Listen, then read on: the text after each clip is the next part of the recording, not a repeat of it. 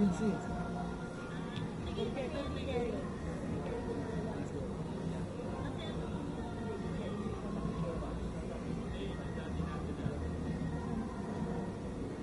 Saan ka natin? Ito po. Sige, tatapat ko na lang ito. Yung Oreo po ba? Bali yung wireless, ma'am. Backup lang. Pwede siguro hawakan na lang natin yun, ma'am. Apo, para hindi na makuha ni sir. Ito.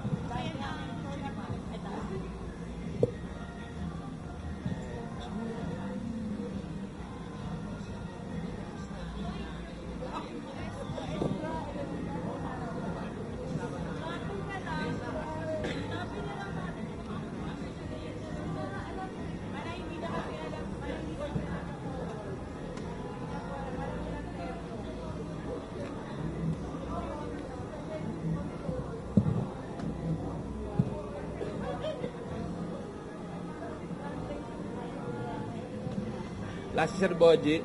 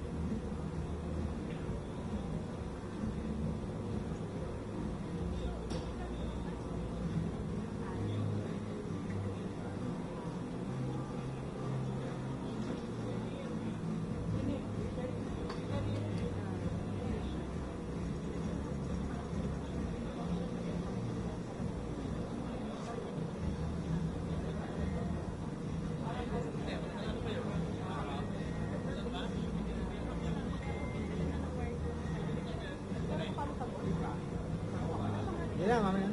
Ito, kanino to? Sabi niya po ito yung sa inyo. Alisin mo na to. Mamaya bubuksan ko din lang. Hindi, pag gano'n na lang, pag namalayo. Sige, sa inyo siya muna na ako. Pagbubuksan. Wala na yung camera niyo. Lagay ko lang dito. Isa, ano kakain natin mamaya? Ha? Magkaan tayo, mag-amber tayo. Ay, si Boss Dante.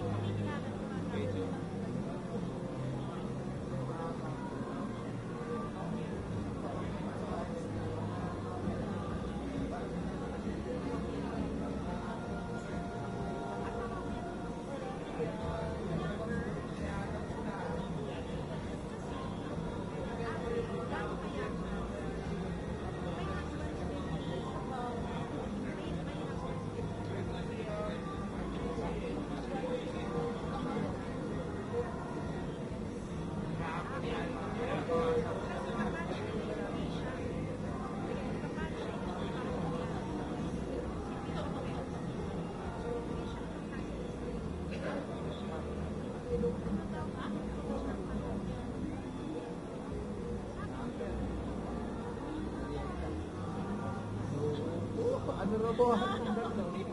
Ano raw bawasan? Ito pa yata.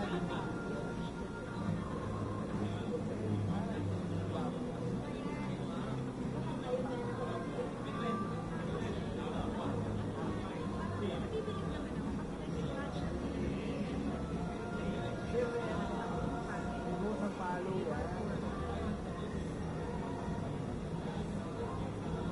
Huwag na bro. Huwag na pa.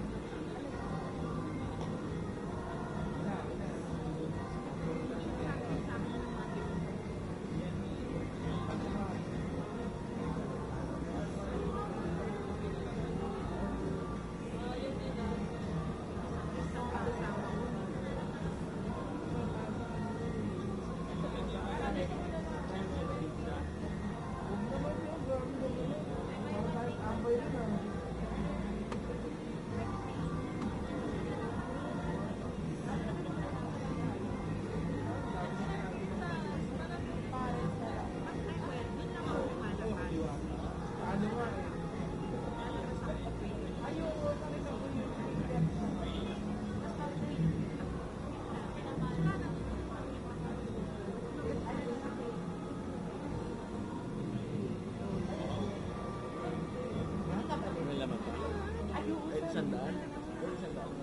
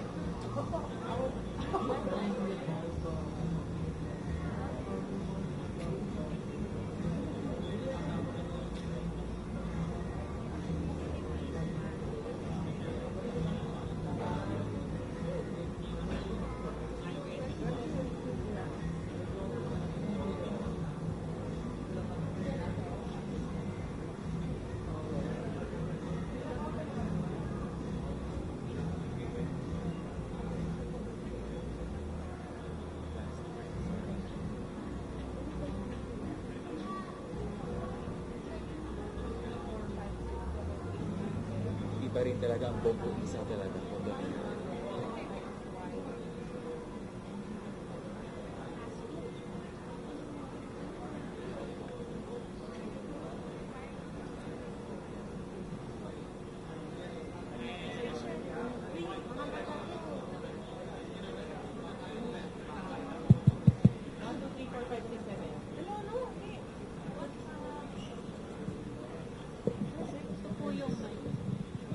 Andyan.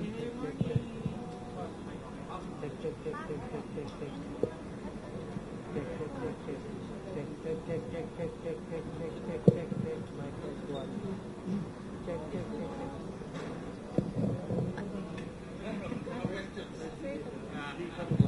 Eh si Director X nagsasabi ng patron.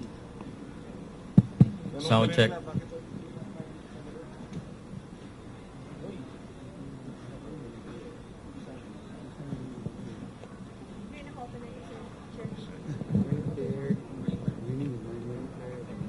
Eh,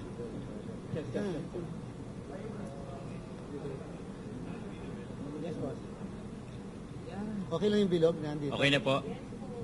Magandang umaga po sa ating lahat. Kasama po natin ngayon si Chairman George Erwin M. Garcia at Commissioner Ernesto Ferdinand P. Macedo Jr. Para po sa pambuga na pananalita, Chairman Garcia, sir. Magandang umaga po sa inyong lahat. Ang inuuna muna ng COMELEC ngayon, for the last 3 days, yung mga local COMELEC natin, yung pagpapabigay ng honoraria sa ating mga guro. Sa ating pong ESRA law, nakalagay 15 araw pagkatapos ng election, dapat maibigay na ng COMELEC yung pong ating honoraria. Gusto po natin less than 10 days ay ma-distribute na kagad yung honoraria ng ating mga guro. In fact, meron na tayo 100% as of kahapon pa lang.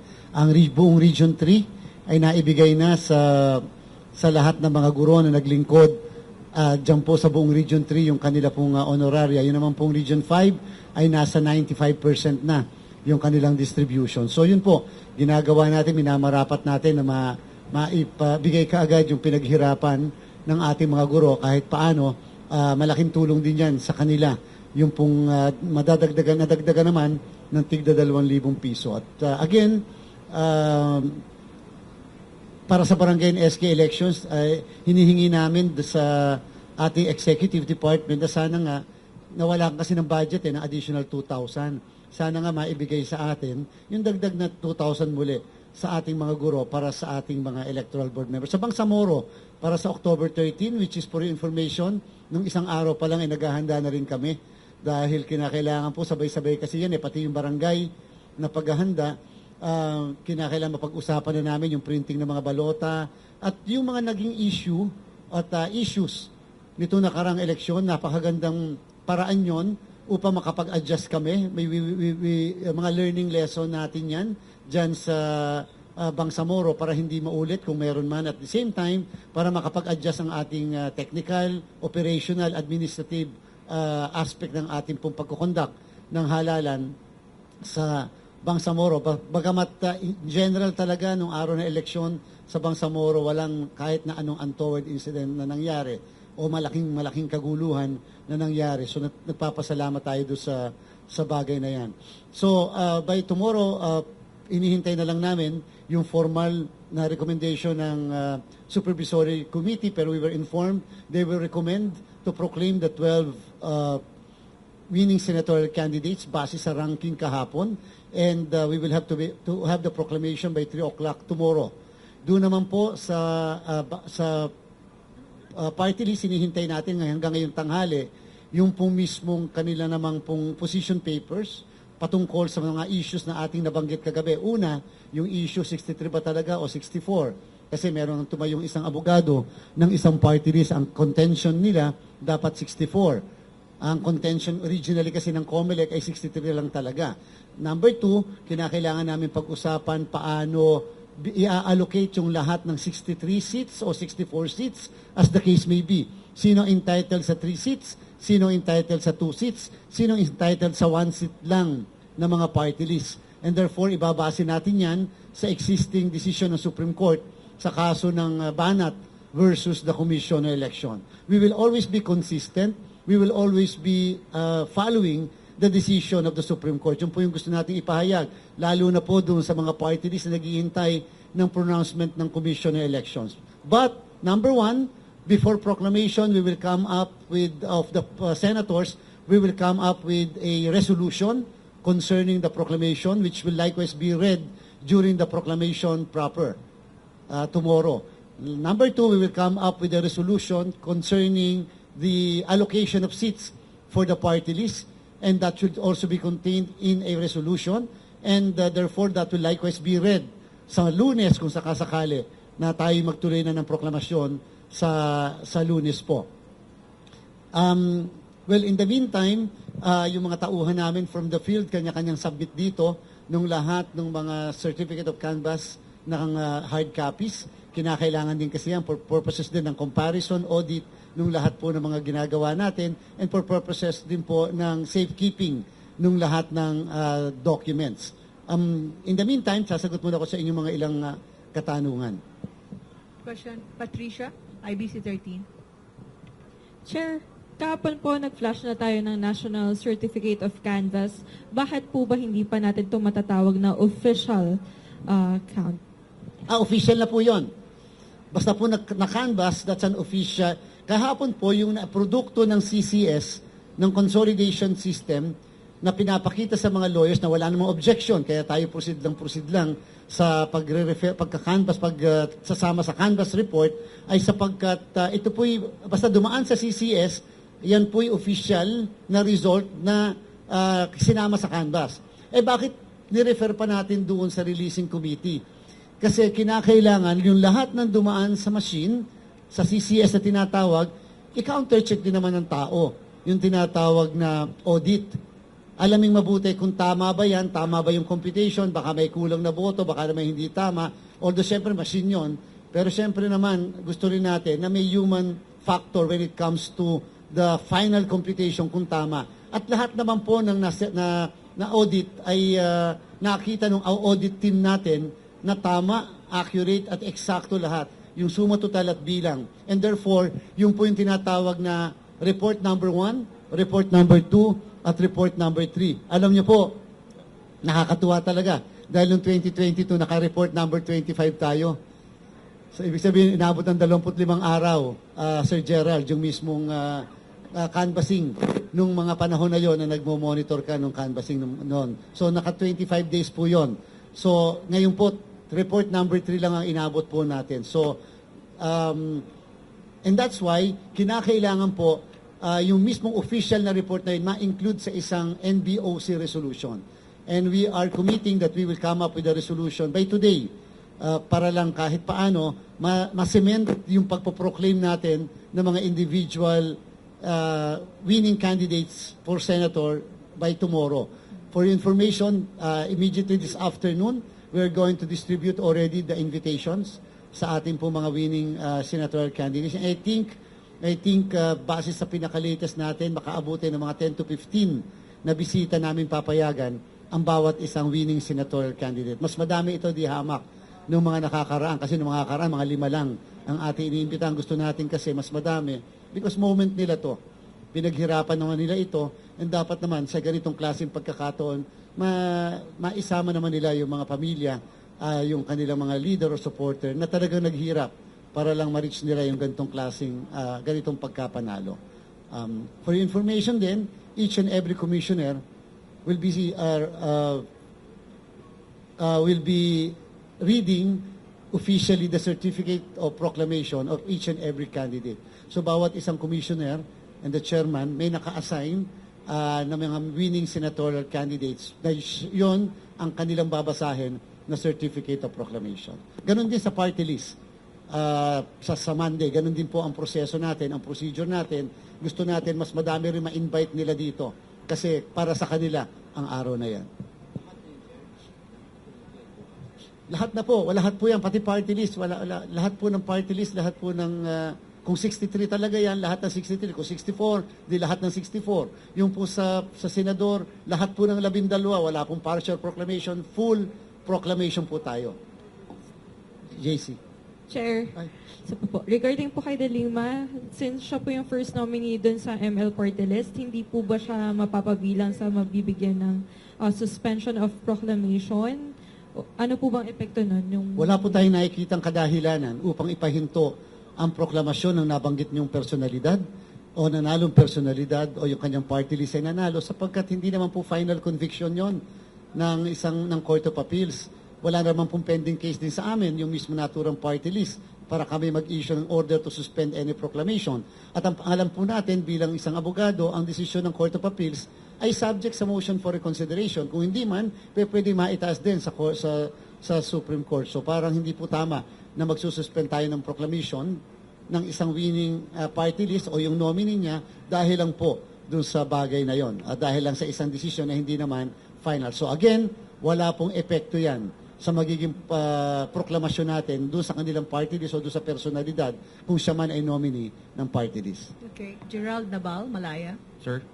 Sir, good morning. Sir, for clarity lang, sir. So, yung 12 kahapon na nilabas po sa National COC, those 12 will be the ones proclaimed tomorrow? Yes, more or less.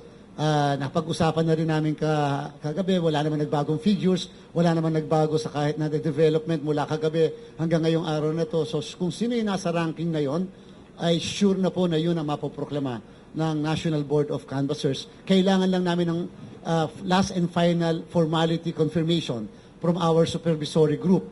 Kasi siyempre yung supervisory, naandyan kasi yan, established yan ng ating rules on canvassing, and therefore sila kasi magre-recommend sa amin.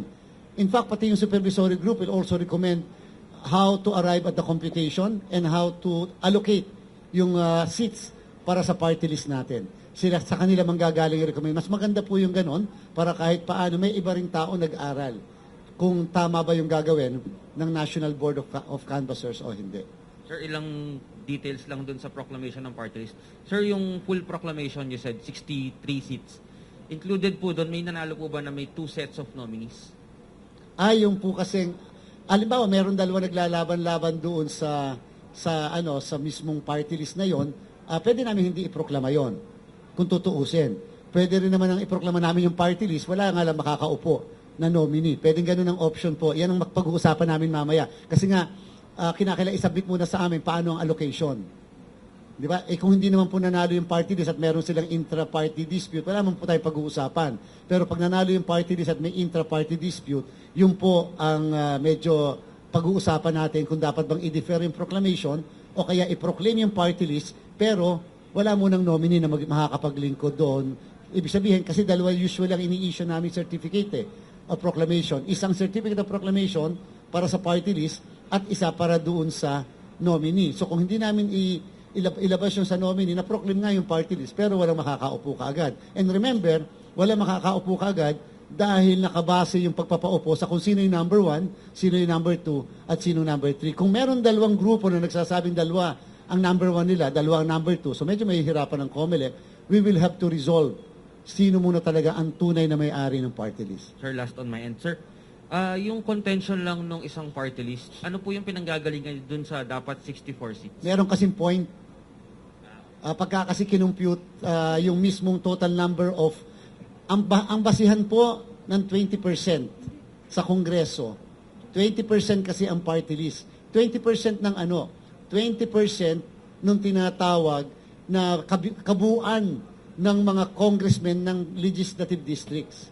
So kung ano yung 20% no yon, halimbawa lang 100 ang legislative districts. Ang 20% nun siyempre ay 20. Di ba? And kung magkakaganon, walang problema sa computation.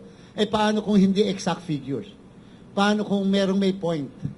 Sabihin na natin sa halip na 20.3 o kaya 24.6. So, paano mo nyo, ang tanong sigurado nila, at yun ay na-anticipate na namin kahapon nung tumayo siya, paano gagawin ng COMELEC doon sa may point na yon? Yung ba ay consider sa atin yun sa fraction. Yung ba ay consider na one whole o i-consider just a mere fraction? Yung ba ay ira-round off mo o hindi mo ira-round off? May kalahating tao ba? Yung katawan lang o yung kalahati yung nasa baba? Hindi, totoo. More or less, yan yung pag-uusapan dyan. Alam namin, legal issue yon. And therefore, alam din namin, hindi lang issue yan ng mathematics. Legal issue yon na maaaring makarating sa Korte Suprema later, whatever is the decision of the COMELEC. Next question, Johnson Chairman, Manabat, good morning. ABS-CBN. Sir, although may nabanggit ka na kahapon ng voter turnout, pero for soundbite purposes lang, ilan ang voter turnout natin this year and yung demographics po, saan ang galing yung pinakamalaking bilang ng bumoto? 82.2%, 82.20%. Nakakagulat. Sa totoo lang, ang buong komisyon ay nagulat dahil sa, inaasahan naman natin dadagsa, pero yung halos ma-reach mo, yung presidential election ng 2022, na midterm elections at na napakainit at napaka-humid ang kondisyon at napakahaba ng pila, 82.2%. Almost 17.8 lang ang hindi nakaboto ng mga kababayan natin. 57 million more or less ang bumoto ng mga kababayan natin. Talaga naman pong historic. Talaga naman pong nag-uumapaw ang kaligayahan ng COMELEC sa pinakita ng mga kababayan natin. Ngayon, kung yung pong demographics, hindi pa po namin makukuha sa kasalukuyan. Ngayon yan, aalamin natin, ano ba talaga, kabataan ba talaga yan, nakatatanda. Pero gusto namin i-confirm, mahigit 3 milyon na mga nakatatanda at may kapansanan, nagdadalang tao, ang bumoto ng 5 to 7. Malaking bagay po yon. Ikumpara nyo, sabihin na natin, 2 oras po ang pagboto lang na binigay nating option sa mga nakatatanda at may kapansanan at nagdadalang tao. Option lang naman po yan, pero mahigit 3 milyon. Siguro kung ginawa natin 3 oras yun, o di ba naging 4 na milyon yun? O kaya paano siguro kung 1 linggo bago mag-eleksyon, nakaboto na ang nakatatanda ang may kapansanan? Yan po ang ipupursige ng inyong COMELEC sa darating na kongreso. Uulitin po namin yung ating panukala na magkaroon ng early voting hours para sa nakatatanda. Hindi po dapat talaga pinag-uusapan ang budget. Hindi dapat pinag-uusapan ang magagastos kung kumpara naman sa voting experience. Kasi kung nakatatanda ka, maaga ka makakaboto, relax ka na sa araw ng eleksyon. At the same time, mas madaming presintong available kasi hindi mo nakasabay yung karamihan. Kung pag-uusapan po, Chairman, baka kasi may magbanggit sa atin dyan, hindi ba pagka nagpaboto ka na mas maaga, o di separate na honorarians sa teachers, separate na gamit, etc. Kasi separate na araw. So what? Kung kumpara mo naman sa 12 milyon na nakatatanda at meron kang halimbawa 600,000 na PWDs, di ba? So at least sigurado talaga ground floor lahat ang pagboto nila. Kung kinakailangan mag-create kami ng mga presintong special para sa kanila, gagawin na natin yon. So again, sana po yung mga cause-oriented groups, yung ating pong mga interest groups, ipursige po natin yung early voting sa mga nakatatanda at may kapansanan. Kung paano namin pinotektahan intact yung boto sa local absentee voting natin na mas maagang bumoto. Di ba? Kaya po natin maprotektahan yung mga botong yan ng mga nakatatanda at may kapansanan na hindi magagalaw at hindi masisigurado na ang integridad ay intact. From GMA News Online, Sandy Locos.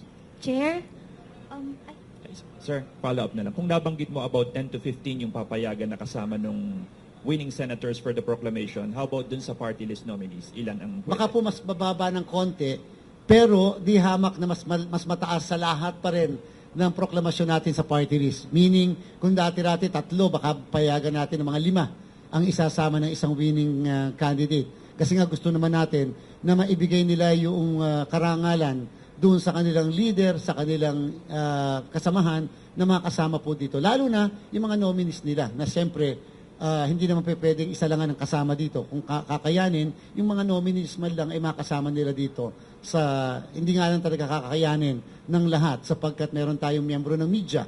Meron tayong mga bisita rin na mga partner natin katulad ng AFP, PNP, at mga opisyal ng iba't ibang ahensya ng pamahalaan, mga citizens arm, lahat sila, iimbitahan natin because they have to share this moment because this is a victory of the people. This is not only a victory on the part of the COMELEC. We should always remind everybody na ang ganitong klaseng turnout ng 82.2 ay tagumpay ng sambayan ng Pilipino. Hindi po ng COMELEC. Hindi po ng COMELEC. Madami pa kaming pagkukulang. Madami pa kaming dapat gawin. Sa totoo lang, we learned a lot of things. Laging bago. Laging birth pains. Pero importante po, na-minimize yung mga lagi nang nakikita natin. And therefore, hindi po perfect ito. Napakadaming moving parts.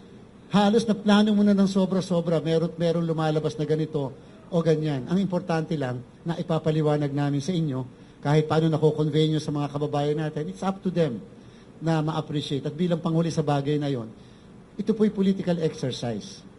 Hindi po namin mapipigilan kung meron pa rin tutuligsa sa COMELEC. Natural po yon. Natural. Tanggap po namin yon. But we should be learning from it. Yun po dapat. Ang susunod po kasi natin, maliban sa Bangsamoro Barangay, national and local election na naman ng 2028, yan ang napaka-crucial sa atin. Yung ating pong presidential election. And therefore, the mistakes, the insufficiencies, the problem seen in 2025 should never be seen again in 2028. Kung matatanong nyo lang po, kahapon nagpatawag po kaagad kami ng isang pagpupulong sapagkat inalam namin ano ang pinropose nating budget sa executive department. Hindi pa pwedeng i-reduce tayo ng 1,000 voters per precinct. Hindi na tayo papayag, ilalaban natin yan at all cost. Sana po makarating ito sa kung sino man po yung kinauukulan. Kasi po, na-reduce ang budget namin ng 14 billion. Dahil po dyan, ilan ang botante na nangyari sa isang presinto? 1,000. Ini-expect po namin yung dagsana yan at yung haba. Kasi po, all along, alam namin, grabe, 1,000. Bakit po? Bakit hindi kasi kayo, Chairman, nag-create ng madaming presinto? Hindi po kaya. Kasi pag nag-create ka ng madaming presinto, ginawa mong 700 voters per precinct, halimbawa, dadagdag ang presinto, dadagdag ang guro, dadagdag ang election paraphernalia, bigyan nila kami ng budget para doon.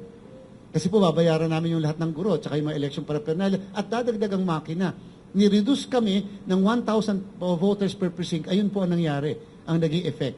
Kaya po, ano yung pinopropose ng COMELEC? At least 600 to 700 voters per precinct lang sa 2028 elections.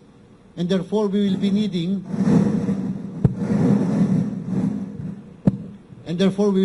for your information, based sa aming estimate, noong 2022 elections, 66 million ang botante natin. Noong 2025 ito, 68.431,965 ang ating botante. Sa 2028, ang projection ng COMELEC 71 million ang botante natin. Kung 71 million ang botante natin, tapos ngayon nga na sobrang pila, pagkaliliit po ng classrooms na hindi naman lumalaki ng elementary school students, how much more sa 2028 masisisi ang COMELEC? Kung bakit ganyan pa rin at sobrang dadami, anong gusto niyang mangyari? 1,200 ang botante per precinct? Hindi po pwedeng ganon. At therefore, kakailanganin po namin ng 101,000 precincts sa susunod na eleksyon kung ito ay 700 voters per precinct. We will be needing 101,000 precincts and therefore we'll be needing 115,000 machines so that meron ka man lang 14,000 machines na pang contingency. Yan po ang estimate. At yan po, kahapon pa lang, sabi namin, kung dapat, ito ang na-propose natin, dapat magkaroon ng reasonable adjustment para po hindi na yung pagdumating sa Kongreso, sa budget hearing na naman, sasabihin sa atin, sana nilaban nyo na yun na nasa executive. So ngayon po, yan ang pinropose namin. 101,000 precincts, 115,000 machines, and more or less 700 voters per precinct dapat tayo sa buong Pilipinas sa 2028. Sandy, your question, please. Chair, may mga party list po ba na madidelist after the elections? And paano po ba yung process of the Sa Republic Act 7941, kapag ka hindi nakakuha ng 2% sa dalawang magkasunod na eleksyon, 2 elections, ay automatically ika-cancel ang mismong accreditation ng party list. So meaning to say, hindi po pahinga, cancelled. And therefore, kung gusto nila mag-participate muli, they will have to apply for new accreditation. Inuulit ko po, nabanggit na natin sa inyo, alam po ni Commissioner Maceda, hindi na po kami papayag sa susunod na accreditation process na gagamit sila ng mga sikat na telenovela na pangalan. Hindi po kami papayag na gagamit sila ng mga pangalan ng mga ayuda. Meron pa po kasing natitirang pangalan na ayuda na wala pang party list eh. Hindi po namin papayagan kung nag-iisip sila na gamitin yung pangalan ng ayuda na yan. Hindi na po tama yon. Yung mga nakaligtas, wala na po kami magagawa.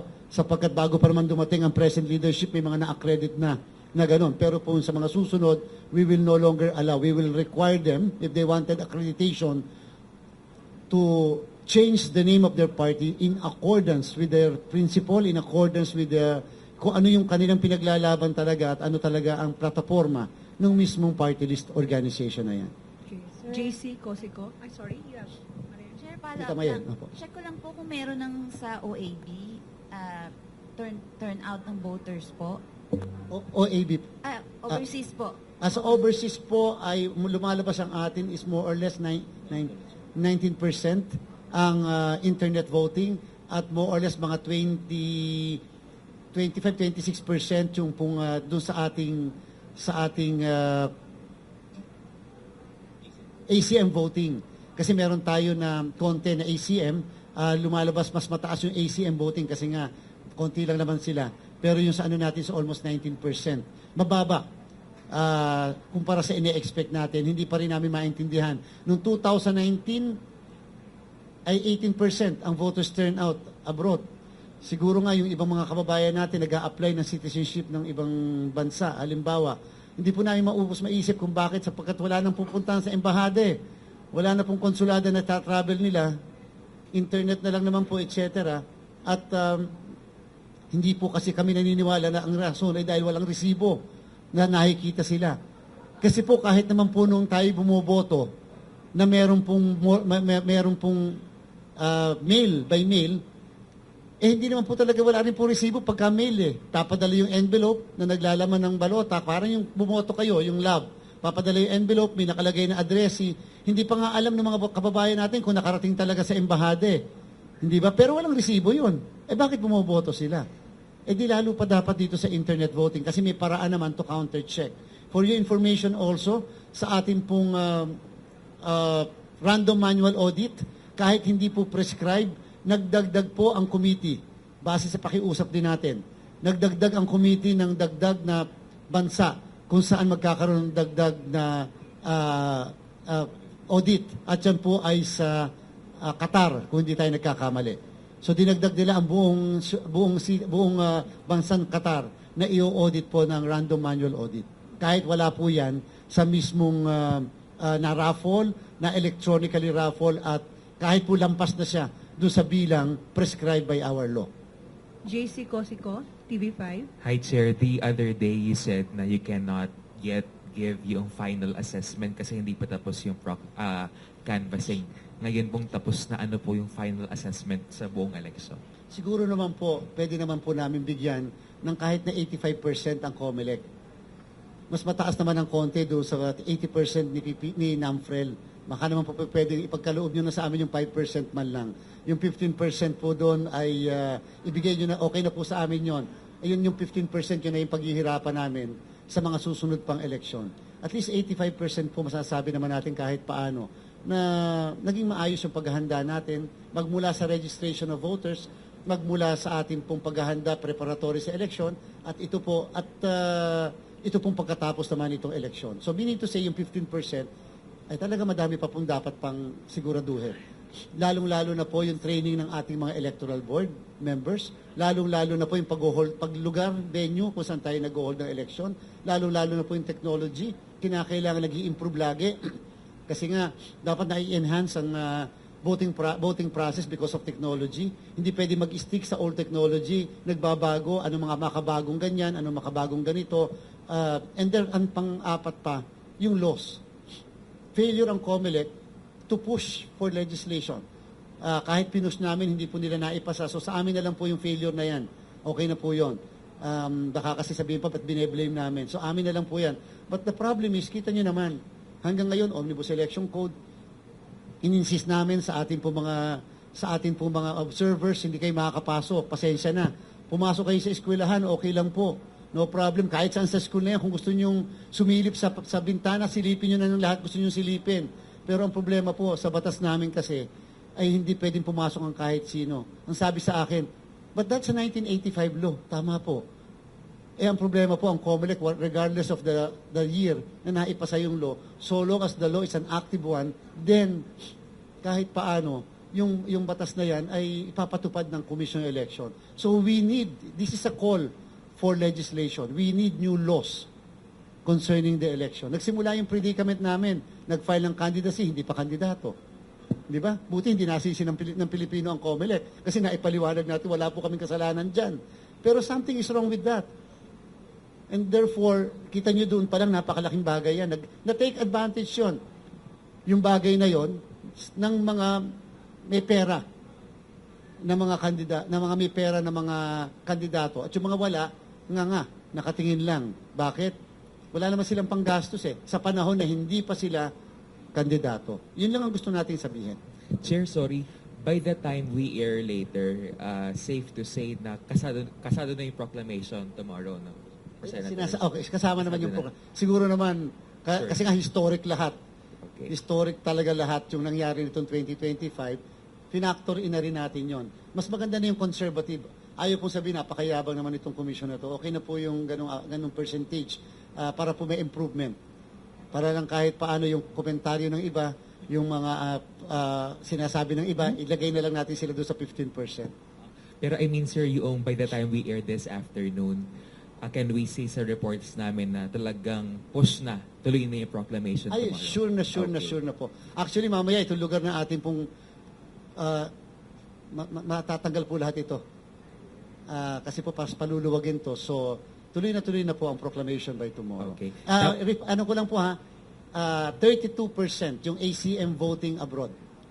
Tapos, 32%, 32.43%. Tapos, Chair, sorry, last. Yung reaction nyo lang po, kasi yun daw NBI, may inaresto, I think, yesterday ba to sa Mandaue City. Yun pong nag-bomb threat po. Tama po. Nagpapasalamat po tayo sa National Bureau of Investigation. Sa DOJ, agaran po ang pagkilos nila. Talagang doon po namin nakita yung pagkilos na may coordination kasi po na-report yan sa amin pong monitoring center, na-coordinate kagad natin sa PNP, nag-coordinate kagad sa NBI, na lumalabas, hindi lang po pala COMELEC ang kanyang tinetrete na ganon. Dahil po iba pang ahensya ng pamahalaan before, lagi po siya may reward kuno na mga 5 million. So, sa gusto niyang sabihan na magbibigyan siya ng reward, basta bombahin ang ganitong klaseng ahensya o mga main office o yung mga field offices, lagi po siyang may sinasabing pabuya daw na 5 million pesos. So, hindi lang pala kami. Nakaiilan na po pala siya ng mga ahensya. Hindi lang siguro siya pinapansin dati. So, at least po ito ngayon, hindi na po dahil sa COMELEC. Hindi po kasi pwede kahit nga pa pumasok ka sa airport, bawal magbomba joke Hindi ba? Mag-bomb joke. So, hindi po sana ganun. Dahil, alam nyo, may mga tao po sa loob ng mga gusali. May mga buhay po na naandyan na pwede pong matakot, pwede po may mangyari sa kanila dahil sa takot, dahil sa ganung klaseng threat. So, sana po iiwasan lang natin yung mga ganyan. Hindi po dahil sa COMELEC lang. Sa kahit na anong ahensya ng pamahalaan, kahit na anong pribadong sektor, dapat po, wag naman. Sapagkat we have to value lives ng tao. Sir, we have last 4 questions. Isa, Bombo Radio. Chair, good morning po. So, ask lang sir if nakapag-usap na kayo ng mga election watchdog natin with regards sa assessment natin sa election, and ano po yung maaari niyong ma-share sa amin sa mga nasabi po sa inyo ng PPCRV and NAMFREL po? Alam niyo po, constant at saka always yung ating pong coordination, consultation at communication sa kanila. Ang katotohanan, tingnan niyo po kung paano natin binigyan ng halaga ang ating pong dalawa lalo na pinakamalalaki na citizens arm, ang NAMFREL at PPCRB. A day before the election, nagpadala po tayo ng contingent headed by 2 directors of the department. 2 directors ng departamento namin. Walang ibang gagawin yung mga tao nila, taong yan, yung opisina nila, kung hindi mag-coordinate sa NAMFREL at PPCRB sa concern nila. Naandun yung mga tao namin sa headquarters ng NAMFREL at PPCRB. Yung mga nakapag-cover sa PPCRB o kay NAMFREL, nakita nyo may mga tao ng COMELEC.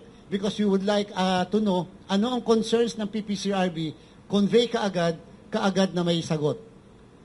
Ano ang concerns ng COMELEC, convey kaagad sa PPCRB, NAMFREL, para kahit paano makarespond sila. Ganun po ang nangyari sa amin. In fact, kasasubmit lang sa akin kanina nung report, nung lahat ng mga natanggap ng mga concerns ng committee na yon at saka ng PPCRB NAMFREL. But an in-depth consolidation of all concerns, gagawin po natin yan. Meron po kaming post-election assessment na usually ginagawa po natin. Kaya lang, napakaaga pa kasi at this point. Madami pa tayong dapat. Ang unahin po muna namin, pasweldohin ang mga electoral board members. Napaka-importante po sa amin, lalo sa field. At number 2, yung pong concerns ng aming pong mga tauhan din sa field, kasi gusto namin pagpahingahin din sila kahit paano sobra po sila exhausted sa nangyaring election na to. Okay, Sir, sorry. Last one, Chair. For the record na lang din, bali ano nang mangyayari po dun sa mga pending cases sa vote buying, anti-discrimination, ngayon na tapos na po yung halalan? Pasagutin natin si Com Ernest kasi issue pa ng issue ng Siocos kanina Ito. Utos mo yan. Isi-share ko lang ho that on the day of the election, ang bilang ho ng ating reports received ng Committee on Contrabigay ay 712, no? But today, as of 7:30 this morning, 806, which means patuloy pa rin ho na nagdadala ng report sa amin at patuloy naman ho ang pagtanggap namin ng mga reklamo dahil hindi naman ho natin maaring itsapuera na lang o pabayaan dahil ito yung mga nangyari na saksihan at kung kayo po'y nagpadala ng report sa amin, we will honor your efforts by giving it the same effort that we give everyone, no? Ang total ho na na-issue na show cause orders, pumalo siya ng 212, if I'm not mistaken. Yes. Oo. So, ang itatanong niyo ho, kung magpapatuloy ho ang mga kaso, pag meron ho mga petition for disqualification na naisampa bago na proklama ang isang kandidato, tutuloy ho yun because that may, if we pursue it, that may end up in an actual disqualification. So kahit na ho na proklama na yung kandidato, kung may finding na disqualified siya, maaari pa ho siyang tanggalin. Pero yun hong nagpadala ng reklamo at hindi ho na sampahan ng petition for disqualification or nagpadala after the elections, ang maaari na lang patunguhan yan is if upon evaluation, makita namin that there's enough evidence to support or to warrant filing of an election offense case. At yun, maaari pa rin naman ho matanggal yun, but that's going to take a longer process. Historically, mas matagal ho talaga yan dahil sa palitan. Apo. Steve. Okay, sir. Thank you, Chair. Banggitin ko lang para makumpleto yung report nyo. Dapat na itanong nyo, Chair, anong gagawin sa mga machines? Hindi po ba? Anong gagawin sa mga makina? Una, ay one-time use lang po yon. So, isosoli natin lahat sa kanila yan. Kung anong gagawin nila, bahala sila. Pero, pwede po kasi kami yung option namin pati doon sa, kailangan po namin ng 7,000 machines eh. And dahil ito ay continuation ng election sa Bangsamoro, gusto po namin mangyari sa Bangsamoro 1:1 ang machine. Para kung magka-problema, naka-standby na kagad sa bawat presinto ang standby na machine. Hindi yung nasa munisipyo, nasa presinto na mismo yung standby na machine. Para kung bigla may gustong palitan ng teacher, dahil lang sa bigla may napansin silang something, palit ka agad. Hindi na lang yung may contingency sa bawat munisipyo. So 1:1. Kaya po kailangan namin na more or less at 7,000 na makina sa buong Bangsamoro. So yun po, pwede kami mag-repeat order doon. Total naman ay meron kaming budget para sa Bangsamoro. So repeat order ang tawag doon at magpapa-imprenta naman kami ng balota. Inintay lang po namin ngayon kung talaga bang mai-re-apportion yung pong 7 seats na dapat ay nasa Sulu. Hinihintay po natin yan. Alam ko, yun ang mga susunod nating mga topics pero ina-advance ko na sa inyo. Ito pong mga Starlinks, ano po, nag-usap kami nung I-1. Plano po namin i-donate sa buong DepEd yung lahat ng Starlinks na ginamit sa buong Pilipinas upang magamit ng ating mga mag-aaral, ng ating mga guro. Total, naikabit na sa bawat paaralan. Pero ang gusto lang din po namin siguraduhin para sa inyo, dito sa Bangsamoro, kung isa, halimbawa, ang na-determine lang po na area na isolated dahil walang signal, kaya naglagay ng Starlink, sabihin na natin 5. Gagawin po namin, ang pinag-utos ko, baka pwedeng ang bawat eskwelahan na walang signal, gawing 3 man lang ang Starlink. Total, napakadami excess na Starlink. So, kahit na gawing tigli 5 nga pa ngayon, pwede lang. Para lang makapagsigurado na magtatransmit yung mismong mga presinto na yan sa eskwelahan. Pero after talaga, in coordination sa I-1, we wanted to donate to DepEd. Bilang pagkilala rin sa ginawang tulong sa atin ng mga guro sa paghihirap nila. At at the same time, siyempre po kahit paano, yung mga learners natin, yung mga bata, magagamit po nila yan, lalo pat ngayon talaga, madaming pag-aaral na nakabase talaga sa napapanood din nila. And therefore, matutulungan natin yung mga kabataan natin. Luisa, PTV4. Hi, sir. Question lang, sir, kasi para lang, first out lang, para lang matapos po yung mga tanong. Meron bang factor na parehas lang yung lumabas sa partial and unofficial at saka po yung lumabas sa canvas nyo, dun sa senatorial po? May factor ba yun para masabi natin na talagang maayos naman yung naging sistema po? Wala po naman kami nakita na difference. Kasi kahit po yung NAMFREL, PPCRB, confirm po lahat Confirm lahat, yung pong lahat ng mga pumasok sa kanila at pumasok. And take note, dapat nga kasi, pagka po kasi canvassing, limitado ka lang doon sa dokumentong kinakanvas. Hindi ka na dapat bumalik pa sa ER. Kasi na-canvas na yun Sa baba pa lang eh. So bakit mo pa uulitin pagdating sa national board? Hindi na makakatapos ang canvassing. Ganun po yon. Pero, ang sa amin po, we are comforted of the fact na bagamat hindi na dapat ini-introduce bilang ebidensya, yung mga nagamit na sa municipal, provincial, we are comforted of the fact na kung ano naman po yung pinadala sa mga canvassing body or bodies, municipal, city board, ay tugma sa suma total ng naipapadala po sa ating pong website, sa ating pong server. Alam nyo, birth pain pero nakakatuwa. First time po kasi natin ginawa, ulitin ko, na meron tayong iba't ibang servers. Dati isa lang. At tandang-tanda ko talaga, lawyer ako noon, 7 oras nagkaroon ng nabulunan yung nag-iisa na transparency server. Si Kuya Boy, hindi makakuha ng result noon. 7 oras kasi na nawala ng transmission doon sa server.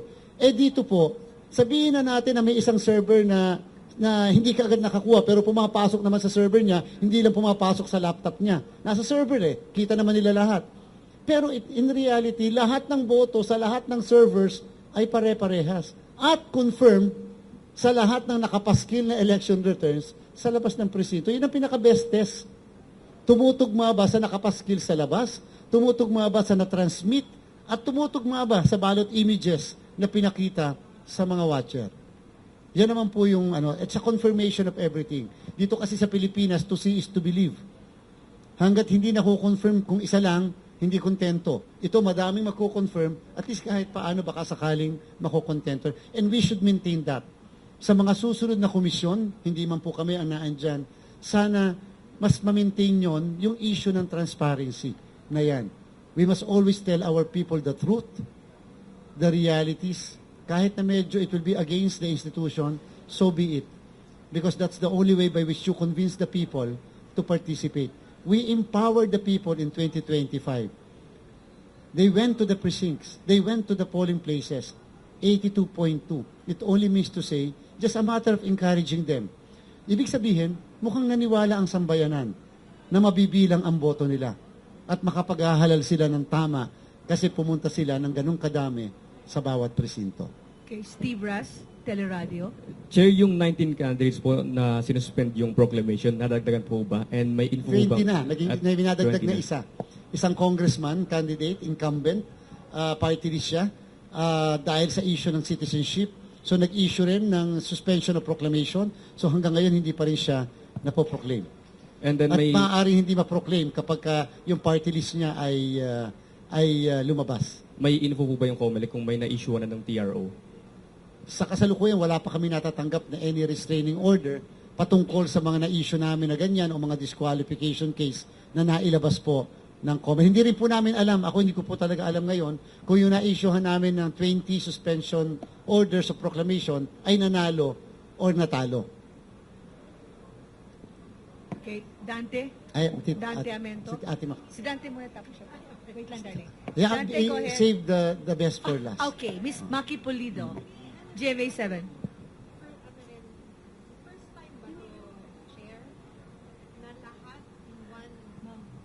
Bagsak, ipro-proclaim lahat, walang partial. Parang first time to, Chair, no? Tatanungin natin si Kuya Boy dyan, tsaka si Sir Gerald. Pero, si Ate Mayan siguro. Pero alam niyo po, Mamaki, hindi naman po sana, ito naman po maganda lang for our history books. Tsaka siguro sa part ng komisyon. This is the first time na sa isang araw naka 58 COCs. So, yun yung unang araw. Bandang pangalawa, na-wipe out naman din yung historic na yon dahil naka 101 na COCs. Dati po, yung 2022, 25 canvas reports. Ibig sabihin, 25 days nag-canvas nun. Ito po, 3 araw lang po ang canvassing natin ng 175 COCs. Pinakamabilis sa kasaysayan po ito ng ating canvassing. At kahit po yung proclamation bukas, pinakamabilis sa kasaysayan din natin yung proclamation bukas sa senador at pinakamabilis yung magiging proclamation din kung sakasakali sa party list sa Lunes. So, more or less, ito po yung mga bagay. Hindi po yan para sa ipagyabang. Wala pong ganon. Ito po para lang maging basihan namin sa susunod. Kung nagawa natin ng 3 araw, bakit hindi natin kayang magawa ganito? Kasi mas mabilis na proklamasyon, mas mabilis na proseso, walang dayaan, walang violence, walang maniobra na sinasabi nila. Hindi po ba? Pagka po kasi nagtatagal ang botohan, nagtatagal ang proseso, lalo nung manual, nai-snatch ang ballot box. Nangyayari yung tinatawag na dagdag bawas. Kasi manual eh. Boto 10, naging dagdagan na 0, 100. Eh dito mabilis. Hindi nyo napansin, ang dami nag-concede. May 12, gabi. Ang dami na proclaim na mayors at governors, gabi. Na-proclaim na kaagad sila. Dati pa nakarinig kayo ng proclamation ng gabi, ng araw ng eleksyon. Walang ganong proclamation. Barangay chairman nga napoproclaim the next 2 days eh. Eh yung pa bang mayor at saka governor? Because of technology. And of course, technology will drive efficiency. And of course, yung integrity dapat hindi compromise. Yun lang ang dapat, hindi compromise. And the only way by which you ensure that the integrity is not compromised, ensure transparency. Just ensure transparency. Maaari may roadblocks, maaaring technical may roadblocks, pero sa bandang huli, transparency is the name of the game. Yun lang po yung kayang sabihin ng COMELEC. At least we now have the standard. Gold standard yan kung tutuusin. Sa susunod, na wala na tayo, pwede nyo itanong, bakit po nung ganon? Ano kaya ang kaibahan ngayon? Kung sa mga susunod na komisyon, biglang 2 araw lang, i-canvas nila. O 1 araw lang, i-canvas nila hanggang madamagan. Mas maganda po yan. That's to the benefit of our people. Because our people, yung kalma, yung mismong ay nagtutuloy-tuloy, nawawala yung init, nawawala yung mga issue, kapag alam nila kagad, ito na yung boto naandyan na. Kadante. Chair, nabanggit niyo po kanina, nag-aanda na rin kayo for Bangsamoro elections. And barangay. Barangay. Ano po yung, may final na po ba kayong desisyon? Ano po yung mag-filing ba kayo ulit ng COC sa Bangsamoro? Ano po bang, mayroon bang ginawang batas ang parliamentary para po doon? Wala pang nakukonvey sa atin na mensahe. Kung gagawin ba yung mismong batas o yung mismong Act of Parliament, talaga kasing kung sakasakali, Kadante, at meron silang gawing batas na i-distribute yung 7 na seats, no choice kami kung hindi magpa-open ng filing ng candidacies doon sa mismong lugar na maaapektuhan ng dagdag na mga seats. No choice kami doon. So kinakailangan i-open namin at kinakailangan mangyari yung filing ng candidacy ngayong June.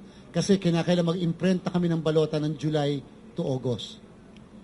So, imbaw, kung hindi nagkaganon po... 73 lang na seats ang pag-aaway-awayan, pag-aagaw-agawan doon sa Bangsamoro. 73 seats lang pag nagkataon. As to whether that is legal, constitutional, we will proceed. Because as far as we are concerned, so long as there is an election, it's a commitment, then there should be an election in the Bangsamoro. Isa na lang pong follow-up. Nabanggit nyo, mataas yung turnout ng midterm elections, pinakamataas. Isa po kaya yun dahil bago ang makina, excited ang mga tao kasi pagbabago parang excited bumoto, bago yung machine Isa po ba yun sa mga factor na nakita ng komisyon, maraming bumoto, lalo na mga kabataan po? Kasama, kasi isa po yun siguro, kasama yun. Pero palagay ko po, yung mga issues of the day.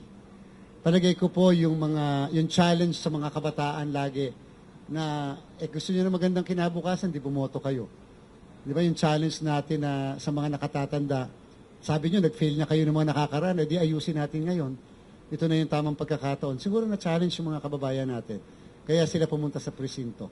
Sapagkat hindi na yung makahawak nga ng bagong machine, matry nga. Na-try naman nila From December 2 to January 30. Kasi buong Pilipinas tayong nag-roadshow Pero yung maging part ka ng isang magandang simula, I think that is the biggest factor. That they wanted to be a part of something good for our country. Binibigay ko na lang yun sa kanila. Kaya nga, again, ang aming pong request lang sa mga kababayan natin, kung may mga pagkukulang po inyong commission elections, kung may mga nakita po kayong hindi naman tama namin ginawa o hindi sapat ang ginawa, ipagpaumanhin nyo na lang po. At ibigay nyo na lang po sa amin that there will always be a room for improvement. We are always committing to you that the mandate given to us by the Constitution, the COMELEC will always, to the best of our abilities and knowledge, we will always perform. Ganyan po yung commitment ng Commission on Elections. At yung po mga pagkukulang na yan naman po yung magpapatibay ng amin po na mga ginagawa. Yung nga po mga regional directors namin, yung mga PES, nagkakaroon ng competition Sino ang 100% kaagad, talagang pinagmamalaki, meron na kaming tinatawag, Mr. 100%. Kasi siya na kaagad ang maaga ng mga ganyan. So, ibig sabihin, this is driving the competition that high. At least among our people, friendly competition, kasi po, may award kasi yon, yung aming praise award, yung mga buwis buhay award, yung mga early to transmit, yung mga early to ganyan, because we recognize yung mga ganitong klaseng mga maliliit na bagay. Because hindi ito walang perang involved, kung hindi ma-recognize lang yung efforts, yung pagod, malaking bagay na po sa kanila yan. Sir, mabilis lang. Yung general registration daw sa susunod, baka po mangyari ngayon July to August, pero maiksing panahon lang po yon. Kasi po hindi tayo pwede magmahaba dahil remember, lahat na magpaparehistro, magkakaroon pa ng hearing ng Election Registration Board. Napakaiksi po ng panahon bago ang barangay and SK elections. As to whether matutuloy ang barangay and SK elections, tingnan natin pag-resume ng Congress sa June 2. Kasi napakaiksing panahon lang po sila magre-resume mga June 2 to 12 yata kung hindi tayo nagkakamali. Sa BARM, wala tayong registration para sa Bangsamoro parliamentary. Parang suspended din kasi yon. So therefore, pag nag-registrate, pag-uusapan namin kung mag-resume tayo para sa buong Pilipinas, isasama ba namin ng BARM? Kasi baka akalain ng iba,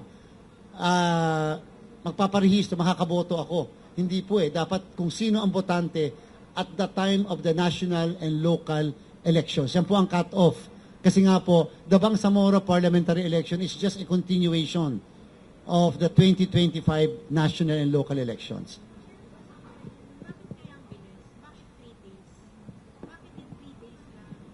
Nagawa po. Kasi po, ang bilis po ng botohan, ang bilis po ng transmission. Transmission po, pumapasok na ng 8 o'clock Hindi po ba 8 o'clock, nasa mahigit ng 40-something%. Napakabilis po ng lahat. Lahat po nangyari sa gabing yon. Lahat po, inaandyan lahat. Kung merong ilang naging issue, naging problema, inabot lang ng umaga, tsaka yung pang proclamation, katulad sa abroad, dinala. Isipin nyo yung Iran, dinala ang transmission sa Kuwait para lang makapag-transmit. So, yun po, technology talaga ang solusyon po. Technology, pero at the same time, yung human factor pa rin po. The dedication of everybody, from the teachers, from our poll workers, from our election officials and employees, from everybody, the armed forces, the PNP, nagtulong-tulong po kasi talaga lahat.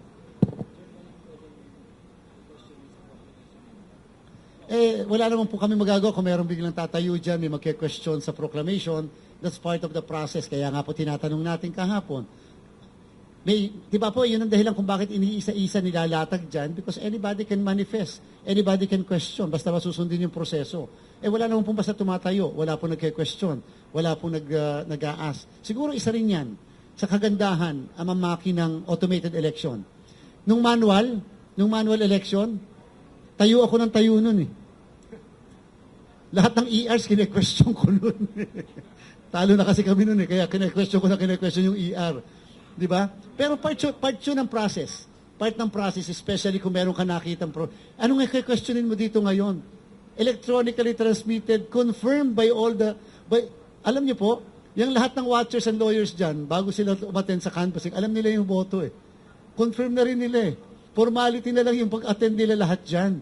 Yung canvassing na ginagawa natin, formality na lang. And therefore, what are you going to question? Hindi po ba? Anong ka-questionin nyo pa? So yan po, nakapagpadali ng lahat. Alam nyo maganda, walang namatay nung araw ng eleksyon dahil sa violence. May namatay tayong kababayan dahil sa sobrang init ng araw. Pero wala pong violence. Walang snatching ng balota, walang nanakaw na ganito. Intact ang lahat ng Starlinks.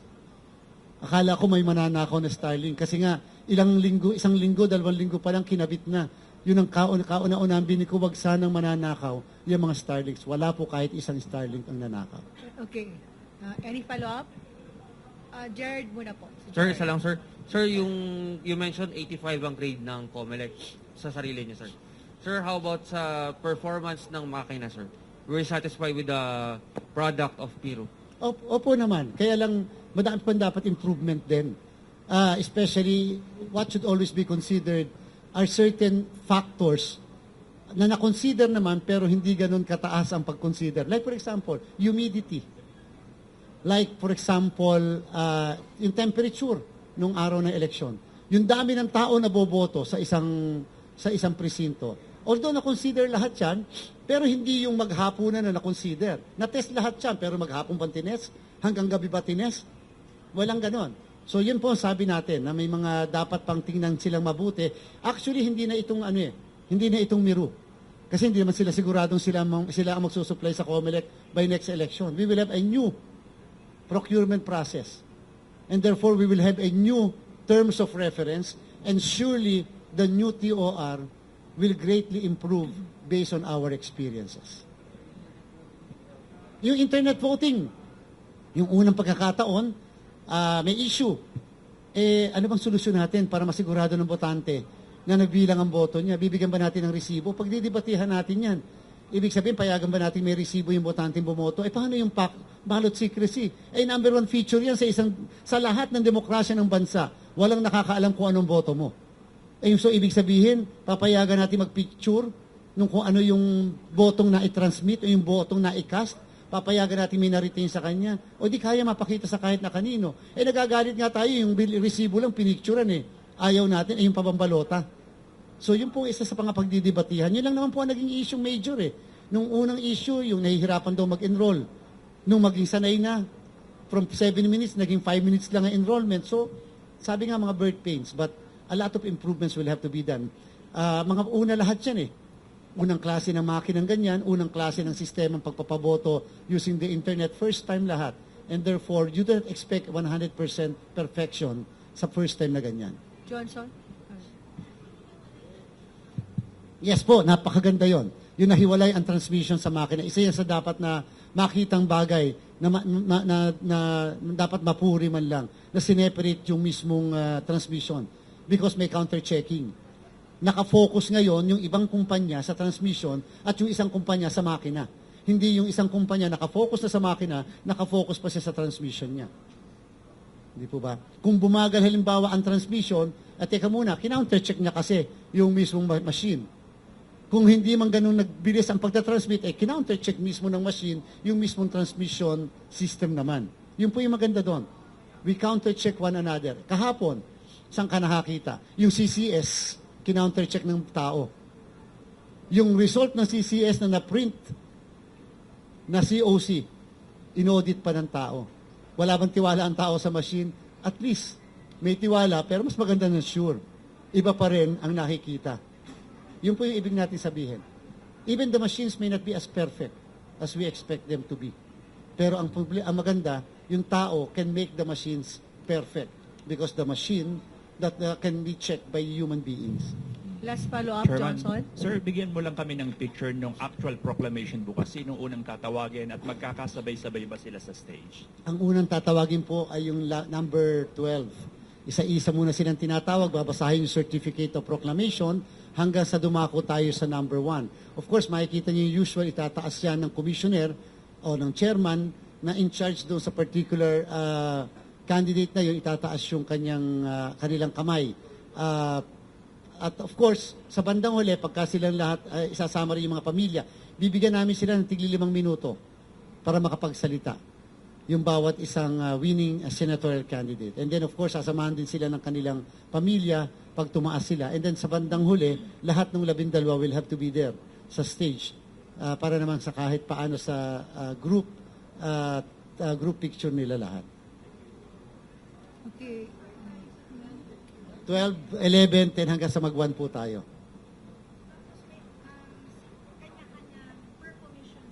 Huwag nyo na po itanong kung sino muna naka-assign.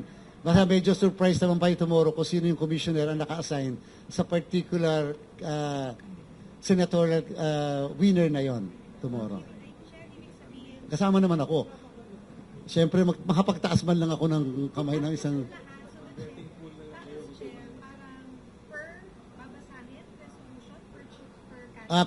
per certificate of proclamation. Kasi sa certificate of proclamation po naka-reflect yung number of votes obtained. Sa party list, the chairman po ay by my own decision, kinausap ko na sila, I will not raise the hand of anybody sa party list. para sila na lang po lahat ng mga commissioners ang magtaas. 2 hours po ang ating estimate 2 hours po ang ating estimate na mangyayari yung lahat ng ceremony na yon. Kami po kasi mga nasa COMELEC, naka-Pilipinyana kami. Siyempre, wala naman kami magagawa kung naka-jeans lang or whatever yung mga magpapaproclaim, it's up to them po. Hindi po kami, ayaw po namin mag-prescribe, baka po kasi nasa personality nila, tsaka yung talagang pinortray nila nung habang nasa public life nila. So we will highly respect po yung kanilang, yung mismong attire nila and everything. Okay. Oy. Apo, may speech sila sa kanila, bawat isa kanila 5 minutes. Yung sa party list, siguro baka mas mababa lang ng ng konti. Hindi naman po, wag na tayo magtataka, kaya naman. Siguro naman po, alam naman nila na talagang 5 minutes lang naman ang pwede nating ibigay. Okay, pwede po kayo pagkatapos dito, Pero advice ko sa inyong lahat, mga bandang 1:30 andun ito na kayo. Siyempre madaming pa. Although may mga ID naman kayo, not separate naman yung Siyempre may mga pagkakataon na yun, kung may mga darating na maaga, ma-interview nyo na kaagad, hindi naman namin kayo pipigilan na interviewin kaagad sila. Opo, ang sabi ko, kung napansin ninyo, hindi naman kami ganun kahigpit eh. Kahit sina Kuya Ed nga, sabi ko, ano lang kayo, ayaw natin maging hindi na katulad ng dating talaga namang kung makapagdikit ng sticker, wagas na ganyan, di ba? Kahit paano naman medyo ngayon, may kaluwagan na tayo. Ang problem lang talaga maliit yung space natin. Pero malaki naman yung space sa labas. Dito kasi talaga medyo maliit. So pagpapasensyahan nyo na lang lahat. But next time, yung mga great improvement naman kahit paano. Okay, dyan po Salamat. ang ating press con. Maraming salamat po. Wala na kayong off-hand na kayo doon? Sa reverse? Wala na kayong doon? Wala na kasi hindi F2 na lang. Siya ang magdidesisyon.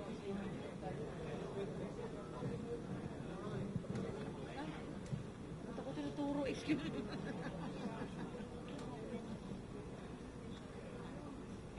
So maglalabas pa ng audit report. Nandun na yung rankings. May rankings na. Yung reso for proclamation. Yun yung reso for proclamation. Baka daw pwedeng siya na lang Pero yung magbabasa. 100. 100, babasahin mo natin.